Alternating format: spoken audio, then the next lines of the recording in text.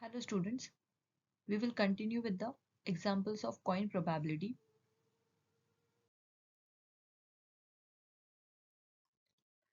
We have to find out the first probability of at least two tails, second at most two heads, and the third is no tails at all. Alright, so first of all, let us see the sample space for this experiment. When three coins are tossed at a time, when we are flipping three coins, which means there are only two possibilities if I'm seeing these three coins at once. There are only two possibilities, heads and tails. So for each coin, if for the first one I am getting all the heads, then second time I can get H T T. Then for the third time I can get H H T. I can also get then T H T. In this way, if we see the combination for three coins which have two possibilities, then the possible outcome here would be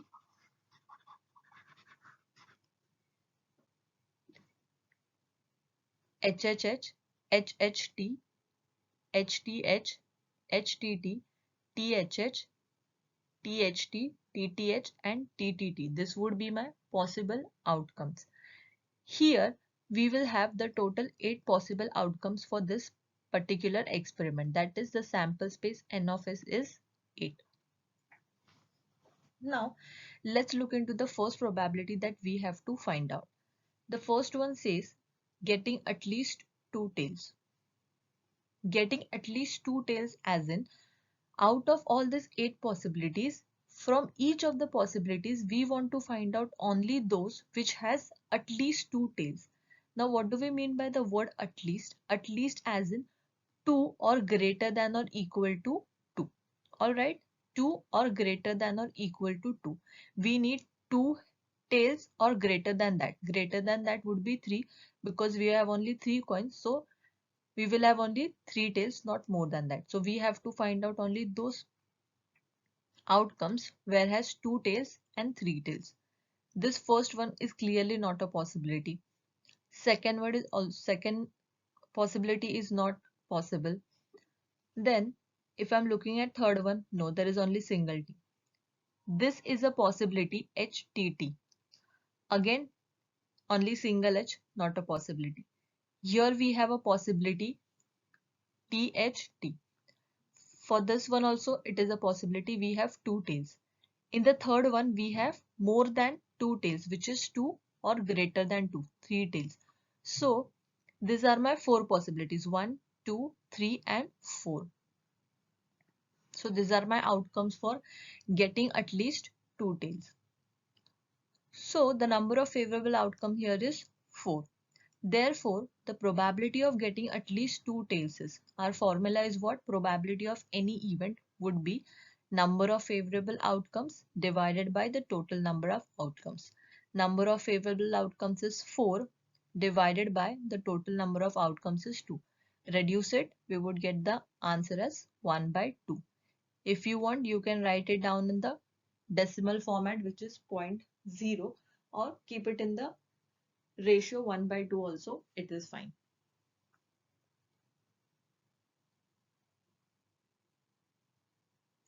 Now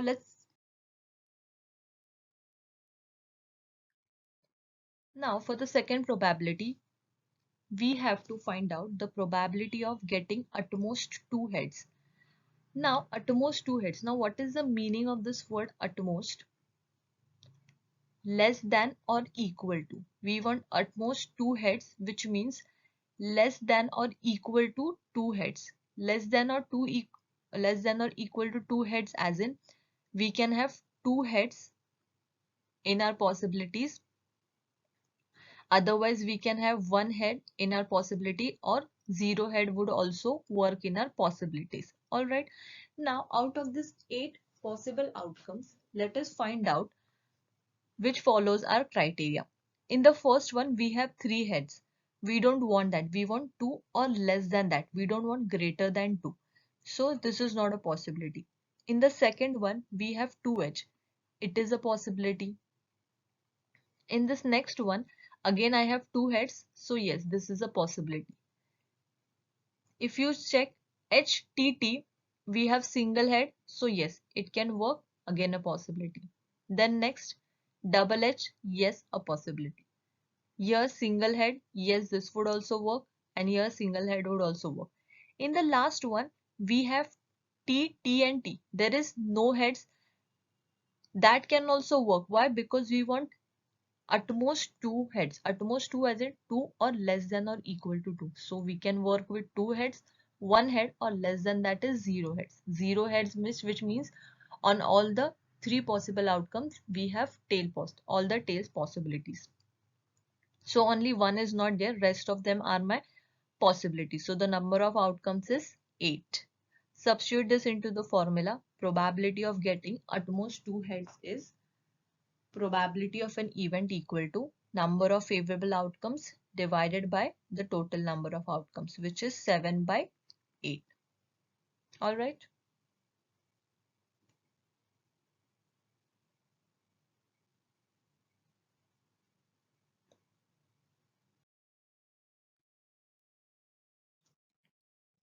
Now, look into the third one.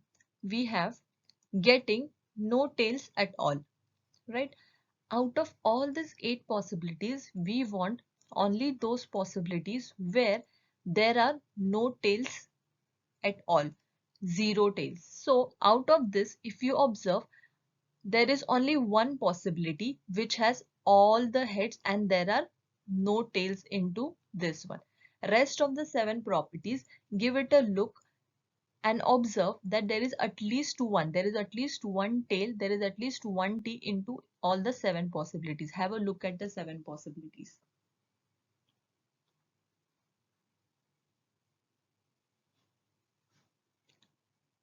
Yes. So which means we have only one possible outcomes.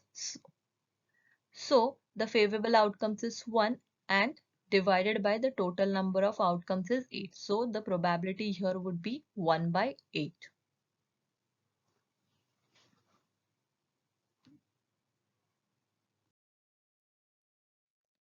All right. Now let's look into the second example. Here also we have the same experiment, which is 3 fair coins are tossed simultaneously. What is the probability of the following? The first is the head and the second is the tail. Out of the 3 coins, when they are tossed, we get H, H, H or HTTT, all the 8 possibilities. Out of them, we have the first one which says the first is head and the second is the tail. Here, what they have done, they have fixed the position for the first and the second one. We want in the first position, we want only H to be here, that is our heads. And in the second position, we want only tails. In the third position, it could be anything as there are only two possibilities, heads or tails. So here we could have either heads or we could have tails. But the first two positions are fixed, which is heads and tail, that too in the same order. We cannot even switch them. We can't write them as th. No, that is not our condition. We have the fixed condition, which is first position has to be heads and the second has to be tails. So that is ht. And in the third position, it is free, that it can have anything, either h or either a tail, right? Either head or a tail. Third position is not concerned. All right. So out of, we have just seen that when 3 fair coins are tossed, the possible outcomes we have is all of these. That is, the total number of possible outcomes is 8. So for the first one, find out the probability, getting the first is the head and the second is the tails. We have just now seen that there are only two possibilities for these, only two outcomes. So the number of favorable outcomes for this particular event is 2. So therefore the probability of getting the first is the head and the second is the tail is equal to number of favorable outcomes divided by total number of outcomes, which is Number of favorable outcomes we have 2, and in sample space we have total 8 possible outcomes. Reduce it, so it will be 1 by 4.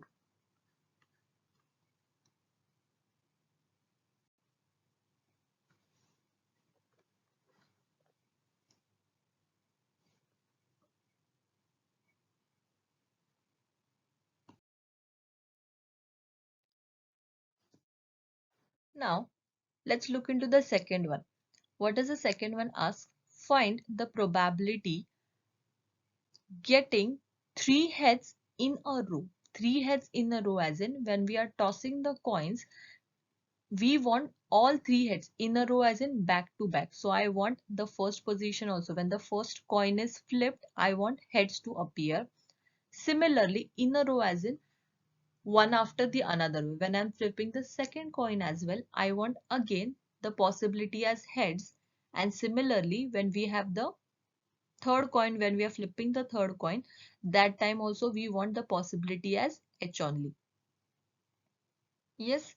So out of this total possible outcomes, which we have as 8 possible outcomes, out of that there is only one possibility, which is all heads in a row. Otherwise, if we can observe all rest of them, we don't have such any other outcome.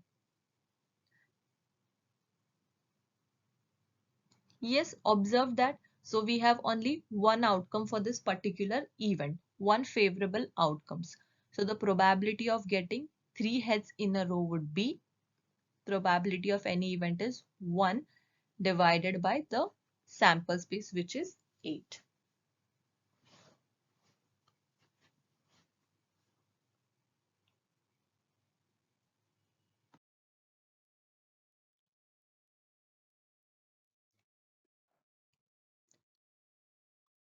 Now for the third one, we have getting 2 tails and 1 heads. We want 2 tails. Now here there is no, just now in the last example that we have seen that your first two positions were fixed. One has to be heads, another has to be tails. Other could be anything out of the two. It could be heads or it could be tails. But it was restricted, the positions were restricted, that necessarily first should be head and second should be tails. Alright. But in this example, what they're asking is, we want 2 tails to be present and 1 head to be present. But their position is not fixed. The position could be anything. H could be here, double T could be here. Another possibility is if I'm moving them, the 3 of them, it could be T here and H in between of them. Only thing is that I want 2 heads and, I want 2 tails and 1 head. Alright, their position could be anything. So let's check. I have this 3 of them. Let's check, do we have any more of them? Out of this 8 possibility, this is not. Double H, so not a possibility. Here this is a possibility. Oh sorry, double H, not a possibility. HTT, yes, a possibility. Again double head, not a possibility.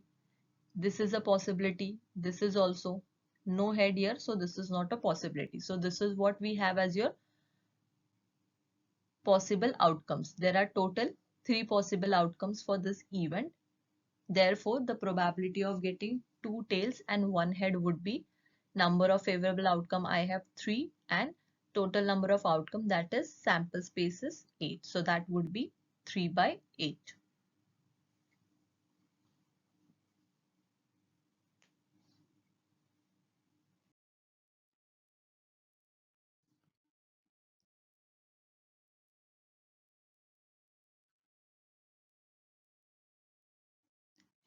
Alright, now let's look into the third example. A fair coin is flipped twice. What is the probability of the following events? First, getting at least 1 tails. Second, getting no heads. Now here in the first two example, when we had seen, the experiment was flipping a coin thrice. In this example, we have flipping a coin twice. Alright, a fair coin is flipped twice. When 2 coins are tossed, the possible outcomes are HH, TT, HT and TH. So there are only 4 possible outcomes for this particular experiment. Why? Because the fair coin is flipped only twice. And in the previous 2 examples, we have seen that the coin is flipped thrice. Experiment is different. There is a little bit of change into the experiment. So always observe that while attempting any question. Now, the total number of possible outcomes is 4 for this one. The first probability that they are asking us is getting at least one tail. Now, what do we mean by one tail? Out of these 4 possibilities, we want only those possibilities where there is at least one tail. Now, we have seen the meaning of at least before this also. Can you remember that?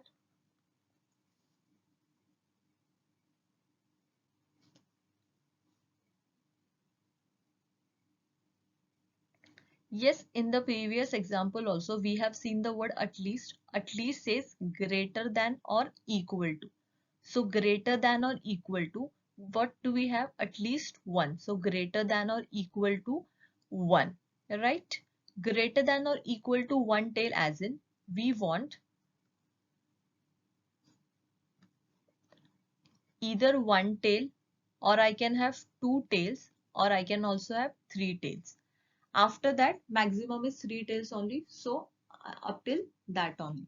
Greater than or equal to 1, at least 1. So out of this, let's check.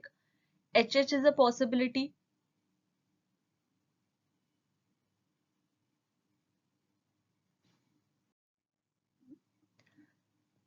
Out of them, HH can never be a possibility. Why? Because it has no no tails into it. We want at least one tail, right? For the next one, we have 2 tails. Yes, a possibility. For H and T, yes, a possibility. For T and H, yes, a possibility. All right. So there will be 3 possibilities. HH, it is not HH here. It is TT. Was a mistake. All right. So we have total 3 possibilities. So the probability of getting at least one head is number of favorable outcomes, which is 3, divided by the total outcomes, which is 4. All right. Also here also, I'm so sorry about this, that the coin we are flipping is twice only. So when we talk about at least one tail, then 1 or greater than 1, which is 1 tail or 2 tails. Coin is flipped only twice, so that would be 2 tails only. We won't have to go for the third one. In the last example, we were having the experiment of thrice. Now, look into this one, getting at least one tail. All right, one tail as in at least one tail,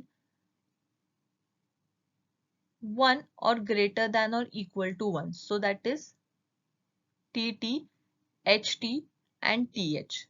So total only 3 possible outcomes. So the probability here would be 3 divided by 4. 3 is my favorable outcomes and 4 is the total number of outcomes, which is this.